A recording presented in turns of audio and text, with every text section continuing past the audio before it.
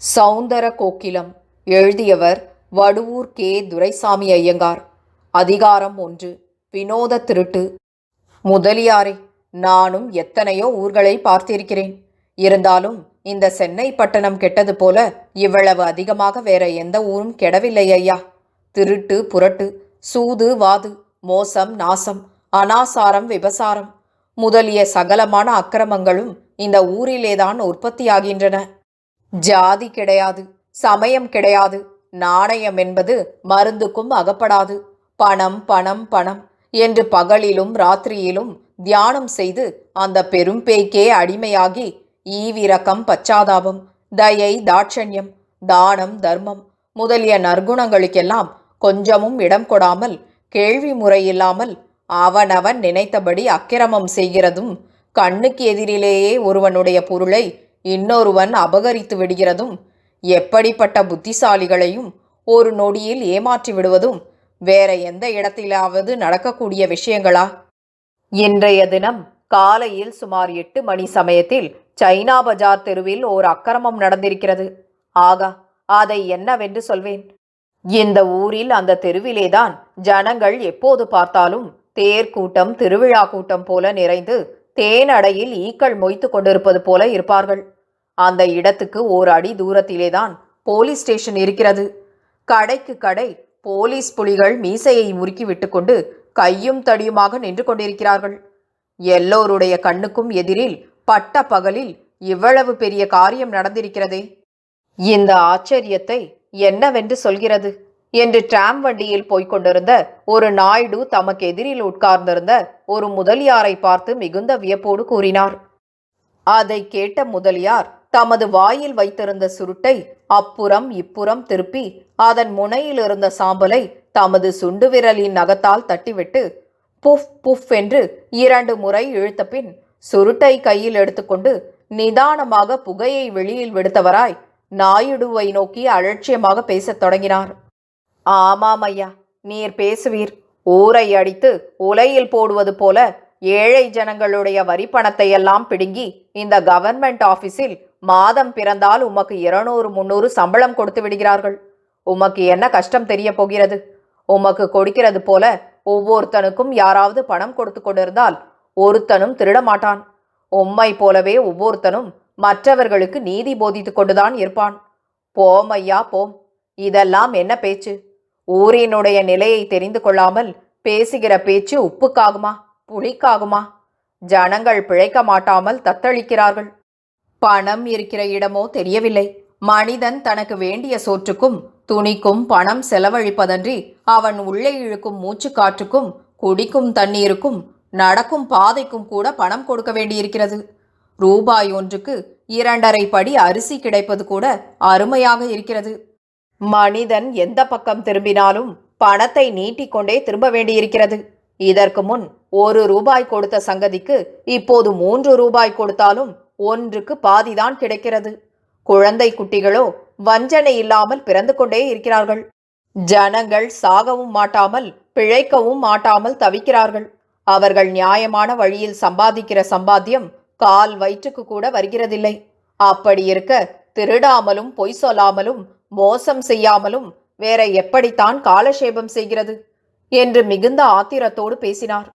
அதை கேட்ட நாயுடு முதலியாரை புரளி செய்பவர் போல வார்த்தைகளை நீட்டி நீட்டி பேசத் தொடங்கினார். அப்படியா? முதலியார் சொன்னது 100 பேச்சு. ஜனங்கள் எல்லோரும் பிழைக்க மாட்டாமல் தவிக்கிறார்களோ?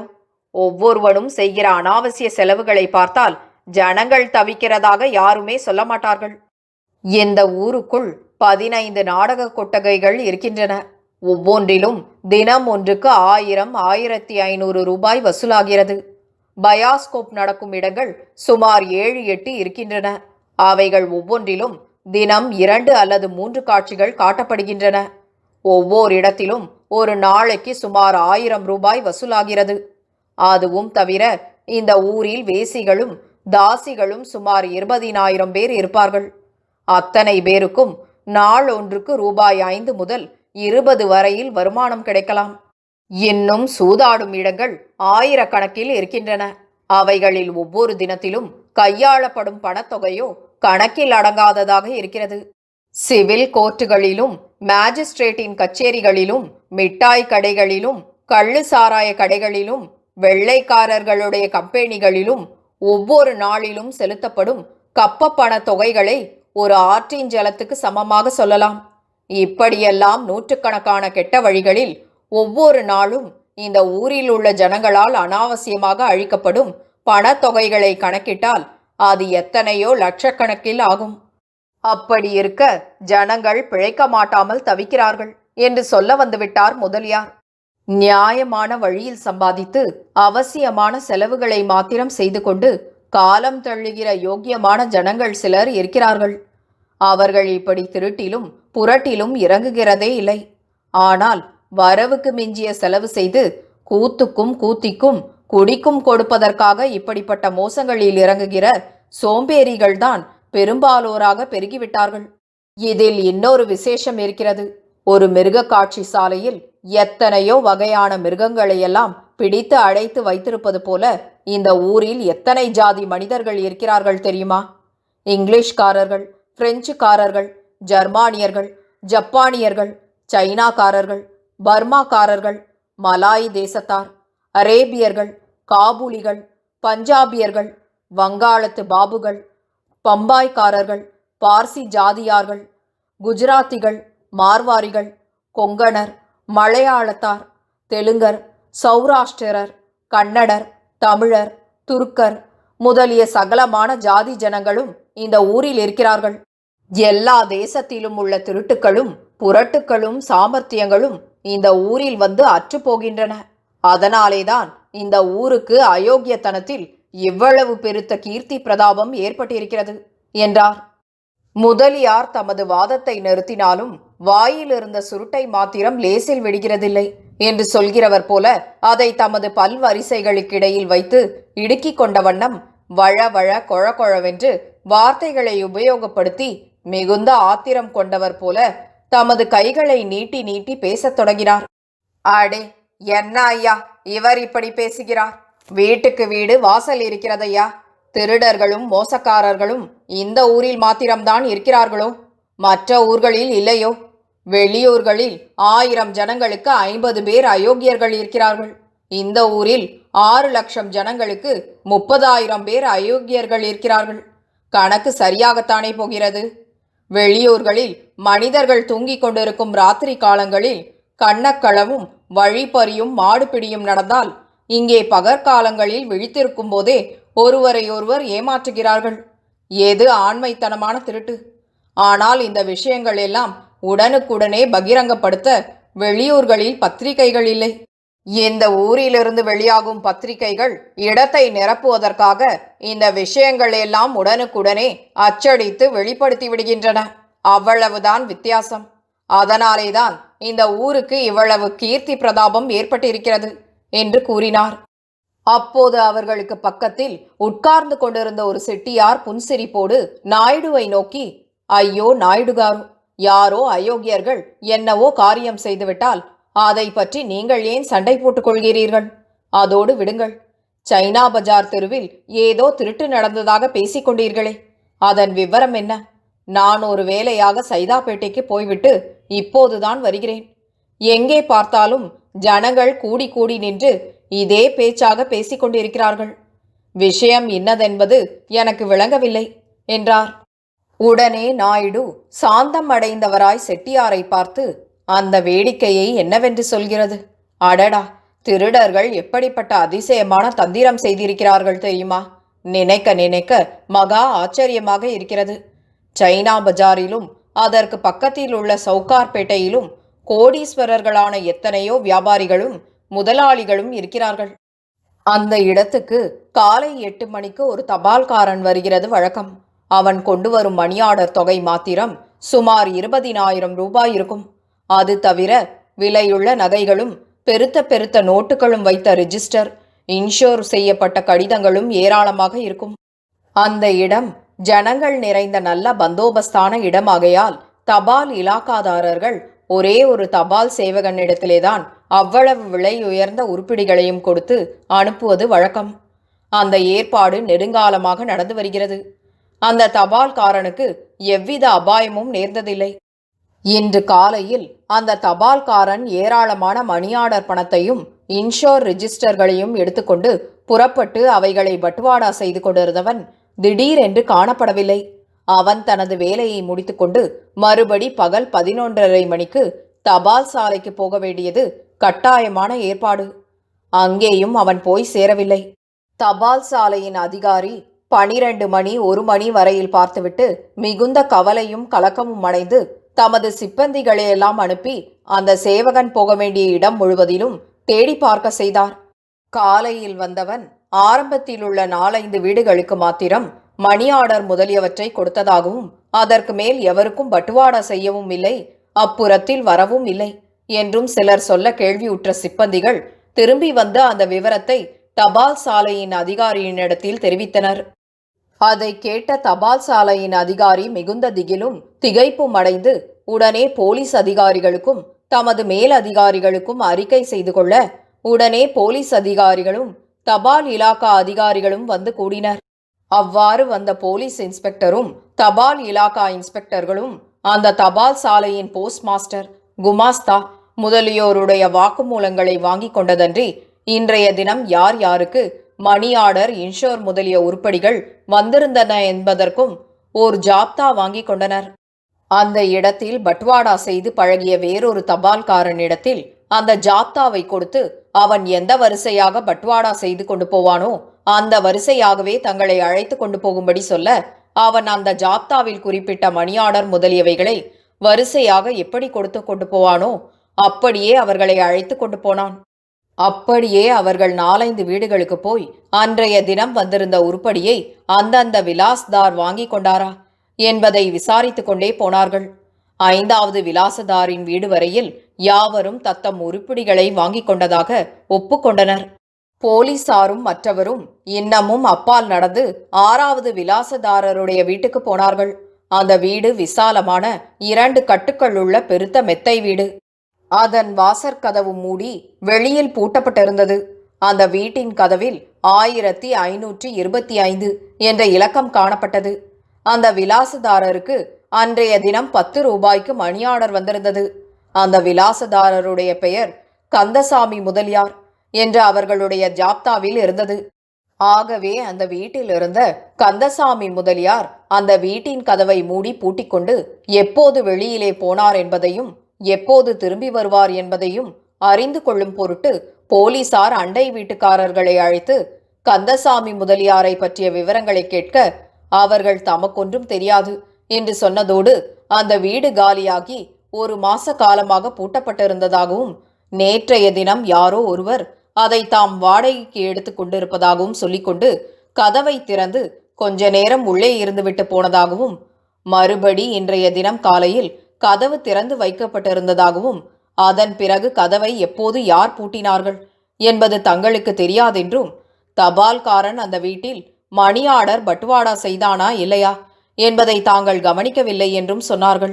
அதை கேட்ட போலீசார் அந்த வீட்டை பற்றிய விசாரணையை அவ்வளவோடு நிறுத்தி வைத்துவிட்டு அதற்கப்பால் இருந்த விலாசதாரர்களிடம் போய் அவர்கள் தத்தம் உருப்படிகளை வாங்கி கொண்டார்களா என்பதை விசாரிக்க அவர்கள் எல்லோரும் தபால்காரன் தங்களுடைய ஜாகைக்கு வரவில்லை என்றும் தபால்காரனையே தாங்கள் இன்றைய தினம் பார்க்கவில்லை என்றும் சொல்லிவிட்டார்கள்.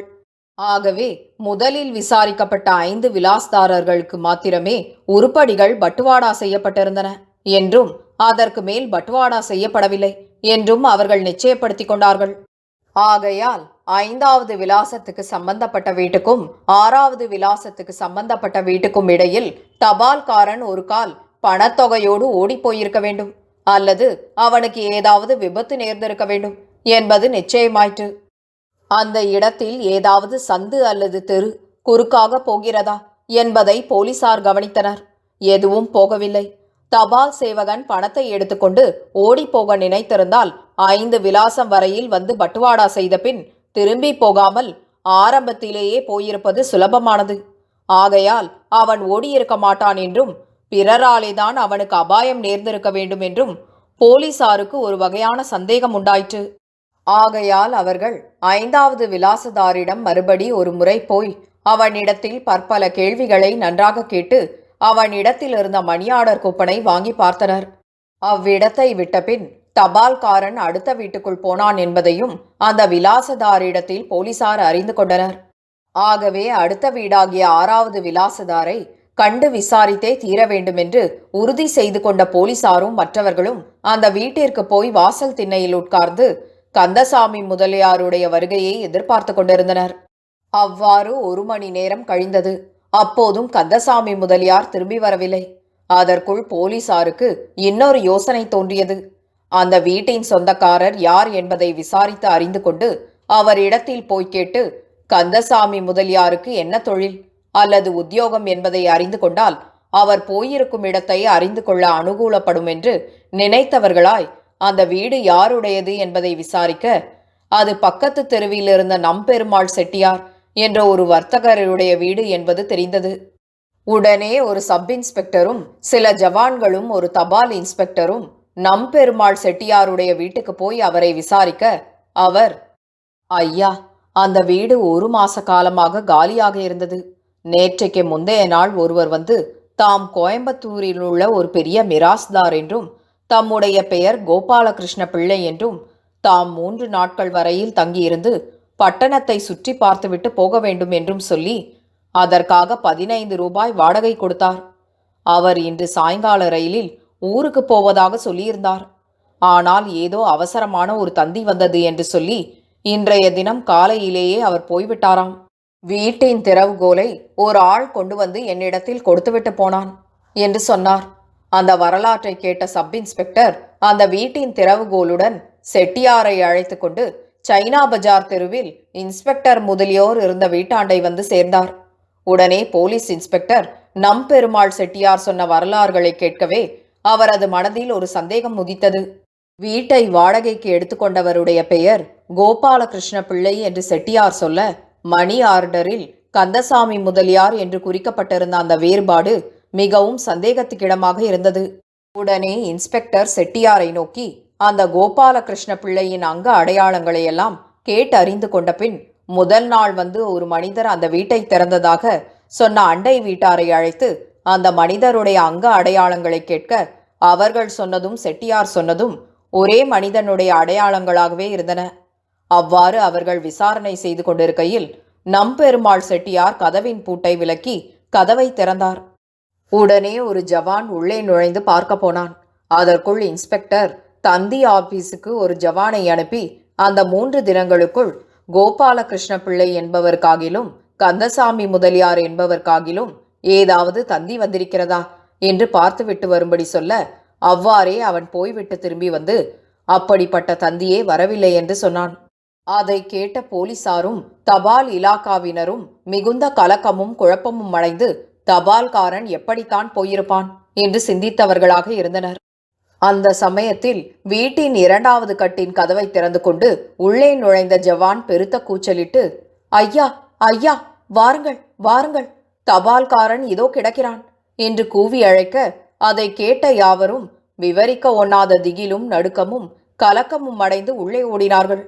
முதல் கட்டு முழுவதும் காலியாக இருந்தது. 2வது கட்டில் அவர்கள் நுழைந்தவுடனே நிரம்பவும் பயங்கரமான ஒரு காட்சி எதிரில் தென்பட்டது. காணாமல் போன தபால்காரன் அலங்கோலமாக கீழே விழுந்து கிடந்தான். அவனுடைய கைகளும் கால்களும் கட்டப்பட்டிருந்தன. வாயில் ஒரு துணி பந்து சொருகப்பட்டிருந்தது. அவனுடைய கண்கள் 2ம் மூடப்பட்டிருந்தன. அவன் பேச்சு, மூச்சு, அசைவு முதலிய உயிர் சின்னங்களின்றி பிணம் போல கிடந்தான். அவனுடைய தோல் பையும் ஏராளமான கடிதங்களும் மணி ஆர்டர் நமூனாக்களும் அந்த இடம் முழுவதும் தாறுமாறாக கிடந்தன. அதை கண்ட யாவரும் அளவற்ற திகைப்பும் வியப்பும் பிரமிப்பும் அடைந்து அவனை உற்று நோக்கினார்கள். அவனுடைய மார்பு மாத்திரம் சொற்பமாக அசைந்து கொண்டிருந்ததைக் கண்டு அவன் உயிரோடு இருக்கிறான் என்பதை உணர்ந்து கொண்ட சிலர் விரைவாக பாய்ந்து அவனுடைய வாயிலிருந்த துணிப்பந்தையும் உடம்பிலிருந்த கட்டுக்களையும் விளக்கினார்கள். வேறொருவன் பக்கத்தில் இருந்த தண்ணீர் குழாய் அண்டை ஓடி தனது வஸ்திரத்தை தண்ணீரில் நனைத்து கொண்டு வந்து தபால்காரனுடைய முகத்தில் ஒற்றினான். தபால் இலாக்கா இன்ஸ்பெக்டர்களும் சிப்பந்திகளும் அங்கே சிதறி கிடந்த மணி ஆர்டர் நமூனாக்களையும் கடிதங்களையும் எடுத்து அடுக்கினார்கள். அவ்வாறு 1/4 நாழிகை நேரம் கழிய அந்த தபால்காரன் கண்களை திறந்து பார்த்தான். அவனுடைய மயக்கம் தெளிவடைந்ததாக தோன்றியது. இருந்தாலும் அவன் அசைய மாட்டாமல் அப்படியே கிடந்து தனக்கு குடிக்க தண்ணீர் வேண்டுமென்று கையின் கட்டை விரலால் சைகை செய்தான். உடனே ஒருவன் வெளியில் போய் சோடா புட்டி ஒன்றை கொணர்ந்து உடைத்து அவனுடைய வாயில் வார்த்தான். அதன் பிறகு கால் நாழிகையில் அந்த தபால்காரன் களை தெளிந்து எழுந்து உட்கார்ந்து அப்புறம் இப்புறம் திரும்பி தன்னிடத்தில் இருந்த கடிதங்களையும் மணி ஆர்டர் நமூனாக்களையும் பக்கத்தில் நின்று கொண்டிருந்த போலீசாரையும் பார்த்து, ஆட்கள் அகப்பட்டார்களா? பணமெல்லாம் இருக்கிறதா என்றான்.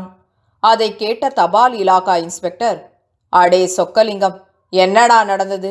யார் உன்னை இப்படி கட்டி போட்டது என்றார். அதை கேட்ட தபால் சேவகன் உடனே எழுந்து மரியாதையாக நின்று கொண்டு, இந்த வீட்டு கந்தசாமி முதலியாருக்கு 10 ரூபாய்க்கு மணி ஆர்டர் வந்தது. நான் வீட்டு வாசலில் வந்து நின்று கொண்டு, கந்தசாமி முதலியார் என்பது யார் என்று விசாரித்தேன். வாசல் திண்ணையில் ஓர் ஆள் உட்கார்ந்து கொண்டிருந்தான். அவன் ஒரு வேலைக்காரன் போல இருந்தான். அவன் என்னை பார்த்து, தன்னுடைய எஜமானரான கந்தசாமி முதலியார் 2வது கட்டில் இருக்கிறார் என்றும் அங்கேயே நேரில் போய் மணி ஆர்டரை கொடுக்கலாம் என்றும் தான் வேறொரு மனிதர் வருகிறாரா என்று பார்த்து கொண்டிருப்பதால் தான் 2வது கட்டுக்கு போய் கந்தசாமி முதலியாரை அழைத்து வர முடியாது என்றும் சொன்னான். இவ்வளவு பெரிய வீட்டில் வேலையாளோடு இருக்கிறவர் பெரிய மனிதராக இருப்பார் என்றும் ஆகையால் அவரை வெளியில் கூப்பிடக்கூடாது என்றும் நினைத்து நானே உள்ளே வந்தேன். 1வது கட்டில் யாரும் காணப்படவில்லை. அதை தாண்டி 2வது கட்டுக்குள் நான் நுழைந்து தாழ்வாரத்தில் திரும்பினேன். திடீரென்று எனக்கு பின்பக்கமாக வந்த 4-5 முரட்டு ஆட்களில் ஒருவன் என்னுடைய குரவளையை இறுக்கி பிடித்து நான் வாயை திறந்து கூச்சலிடாமல் அழுத்தி கொண்டான். இன்னொருவன் என்னுடைய வாய்க்குள் ஒரு துணிப்பந்தை கெட்டியாக சொருகிவிட்டான். மற்ற 2 பேர்களும் என்னை பிடித்து கயிற்றால் கட்டிவிட்டார்கள். அப்புறம் இப்புறம் அசையவும் பேசவும் என்னால் முடியாமல் போய்விட்டது. உடனே அவர்கள் என்னிடத்திலிருந்த பணத்தையும் கடிதங்களையும் பிடுங்கி வெறும் கடிதங்களையும் மணி ஆர்டர் நமூனாக்களையும் கீழே போட்டுவிட்டு மற்றவைகளையெல்லாம் எடுத்துக்கொண்டு கதவை மூடி உட்புறத்தில் தாளிட்டு கொண்டு போய்விட்டார்கள். நான் எழுந்திருக்க முயன்று பார்த்தேன். என் கால்கள் 2ஐயும் பிரிக்க முடியாமல் சேர்த்து கட்டியிருந்தார்கள். ஆகையால் எழுந்திருக்க முடியவில்லை. என்னுடைய தொண்டை கிழிந்துவிடும் போல் ஆகிவிட்டது. மூச்சு திணறி போய்விட்டது. அதற்கு பிறகு என்ன நடந்ததோ தெரியவில்லை. இப்போதுதான் புத்தி சரிப்பட்டது என்றான். அதை கேட்ட போலீஸ் இன்ஸ்பெக்டர் அந்த 4 ஆட்களின் அடையாளங்களையும் இன்னும் தேவையான மற்ற விவரங்களையும் கேட்டறிந்து கொண்டார். தபால் சேவகனால் கொடுக்கப்பட்ட 5 மணி ஆர்டர்களின் தொகை போக மிகுதி இருந்த 23,142 ரூபாயும் 10,000 ரூபாய் மதிப்புள்ள இன்ஷோர் சாமான்களும் 24 ரிஜிஸ்டர் காகிதங்களும் காணாமற் போனதாக கணக்கு எடுக்கப்பட்டது. கந்தசாமி முதலியார் என்பவருக்கு 10 ரூபாய்க்கு வந்த மணி ஆர்டர் நமூனாவை தேடி எடுத்து அதை யார் அனுப்பியது என்பதை பார்க்க அது மயிலாப்பூர் நடுத்தெருவில் 250 இலக்கம் உள்ள வீட்டில் இருக்கும் வீராசாமி முதலியார் என்பவரால் அனுப்பப்பட்டதாக தெரிந்தது. உடனே போலீஸ் இன்ஸ்பெக்டர் அந்த வீட்டில் இருந்த டெலிபோனுக்கு போய் அதன் மூலமாக மயிலாப்பூர் போலீஸ் ஸ்டேஷனுக்கு செய்தி அனுப்பி நடுத்தெருவில் 250 இலக்கம் உள்ள வீட்டில் இருக்கும் வீராசாமி முதலியாரை உடனே பிடித்து கைது செய்யும்படி சொல்லிவிட்டு வந்து நம்பெருமாள் செட்டியாரையும் தபால்காரனையும் அவனிடத்தில் இருந்த கடிதங்கள் முதலிய தஸ்தாவேஜுகளோடு அழைத்து கொண்டு மற்றவர்கள் தொடர்ந்து வர அருகில் இருந்த ஸ்டேஷனுக்கு போய் சேர்ந்தார்.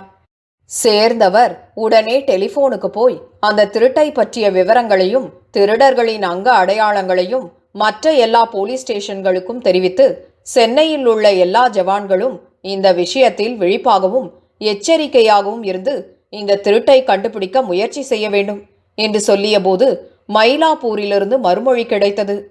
நடுத்தெருவில் சுமார் 30 வீடுகளே இருப்பதால் 250வது இலக்கம் உள்ள வீடே அந்த தெருவில் இல்லை என்றும் வீராசாமி முதலியார் என்ற பெயருடைய மனிதன் அந்த தெருவில் எந்த வீட்டிலும் இல்லை என்றும் மயிலாப்பூர் சப் இன்ஸ்பெக்டர் சொல்ல கேட்ட இன்ஸ்பெக்டர் மிகுந்த திகைப்பும் வியப்பும் அடைந்து என்ன செய்வதென்பதை அறிய மாட்டாமல் தவித்துக் கொண்டிருந்தார். மகா தந்திரமாகவும் திறமையாகவும் நடத்தப்பட்டுள்ள வினோதமான இந்த திருட்டை அவர் எப்படித்தான் கண்டுபிடிப்பாரோ, இதை யார்தான் செய்திருப்பார்களோ தெரியவில்லை என்றார். நாயுடுவின் மூலம் இந்த நிகழ்வை கேட்ட செட்டியார் மிகுந்த கவலையும் கலக்கமும் வியப்பும் அடைந்து, அப்படியா சங்கதி? இது மகா வேடிக்கையான திருட்டாக இருக்கிறதே. இந்த கலிகாலத்தில் மனிதனுடைய புத்தி என்னென்ன அபூர்வமான வழிகளில் வேலை செய்கிறது பார்த்தீர்களா? இவ்வளவு ஜனக்கூட்டம் உள்ள இடத்தில் தபால்காரனுக்கு எப்படிப்பட்ட அபாயம் நேர்ந்துவிட்டது பார்த்தீர்களா? தபால் இலாக்காதாரர்கள் ஜனங்களுடைய நன்மைக்காக எவ்வளவோ சௌகரியங்களை செய்திருக்கிறார்கள். சில திருட்டு நாய்கள் இப்படி செய்வதனால் இனிமேல் பொதுஜனங்களுக்குத்தான் அசௌகரியம் உண்டாகிவிடப் போகிறது. எல்லோரும் இனிமேல் தபால் சாலைக்கு போய் மணி ஆர்டர் முதலியவைகளை வாங்கிக் கொள்ள வேண்டும் என்று செய்துவிடப் போகிறார்கள். அப்புறம் நாம் எல்லோரும் அங்கே போய் தொண்ணாந்து நிற்க வேண்டியதுதான் என்றார்.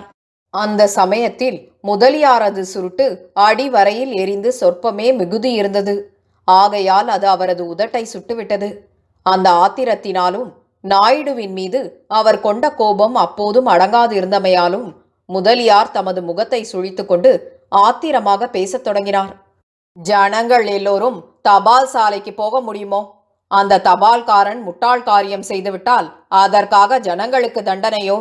தபால் சேவகன் ஏனையா இரண்டாவது கட்டுக்குள் போனான்? அவ்வளவு அதிகமான பணத்தொகையை வைத்திருப்பவன் ஜாக்கிரதையாக வெளியில் அல்லவா இருக்க வேண்டும்? அதை விட்டு அவன் ஏன் உள்ளே ஓடினான்? பெரிய மனிதனுக்கு உள்ளே கொண்டு போய் கொடுத்தால் 2 ஓரணா பிச்சை காசு கிடைக்கும் என்று தபால்காரன் உள்ளே போனான். திருடன் நன்றாக ஏமாற்றினான் என்றார். உடனே நாயுடு செட்டியாரை பார்த்து, எவன் ஏமாறினால் என்ன? மணி ஆர்டர், இன்ஷார் தொகைகளையெல்லாம் சர்க்காரில் கொடுத்து விடுவார்கள். ஆனால் ரிஜிஸ்டர் கடிதங்கள் ஒவ்வொன்றிலும் 1000, 500 பெருமானம் உள்ள நோட்டுகள் இருந்திருக்கும். அவைகளை அனுப்பியவர்கள் எல்லோரும் வாயில் விரலை வைத்துக்கொண்டு போக வேண்டியதுதான். அவர்கள் ஏமாறியதாவது தங்களுடைய புத்தி குறைவினால் ஏற்பட்டது. ஆனால் அந்த வீட்டின் சொந்தக்காரரான நம்பெருமாள் செட்டியார்தான் அநியாயமாக மாட்டிக்கொண்டு விழிக்கிறார். அவர் தக்க பெரிய மனிதர். எப்படிப்பட்ட காரியம் நடக்கப் போகிறதென்பது அவருக்கு தெரிந்தே இருக்காது. யாரோ பெரிய மனிதர் வந்து கேட்கிறானே என்று நம்பி அவர் வீட்டை விட்டுவிட்டார். அது இப்போது பெருத்த துன்பமாக வந்து விளைந்திருக்கிறது. அவர் போலீசாருடைய கையில் அகப்பட்டு தவித்துக் கொண்டிருக்கிறார். கோபாலகிருஷ்ண பிள்ளைக்கு வீட்டை விட்டதும் அவர் இன்றைக்கு காலையில் திறவுகோலை அனுப்பிவிட்டு போனதும் நிஜம் என்று அவர் ருசுப்படுத்தாவிட்டால் பழி அவர் மேலேதான் வரும் போலிருக்கிறது என்றார். அதை கேட்ட செட்டியார், ஐயோ பாவமே, தெய்வமே என்று கிடந்த அந்த மனிதருடைய தலைக்கா கல் வந்தது. அடடா, என்ன கஷ்டம், என்ன கஷ்டம். அவர் என்னுடைய பந்துவாயிற்றே. நான் போலீஸ் ஸ்டேஷனுக்கு போய் பார்க்கிறேன். இதோ ஸ்டேஷன் வருகிறது. நாயுடுகாரு நமஸ்காரம், நான் போய் பார்க்கிறேன் என்று விசனத்தோடும் கவலையோடும் கூறிக்கொண்டு டிராம் வண்டியை விட்டு கீழே இறங்கி போலீஸ் ஸ்டேஷனை நோக்கி சென்றார். வடுவூர் கே. துரைசாமி ஐயங்காரின் இந்த படைப்பை உங்களுக்காக வாசித்தது நிமா மனோ. கேட்டு மகிழ்ந்து விரும்பி பகிர்ந்து பதிவு செய்யவும். நன்றி.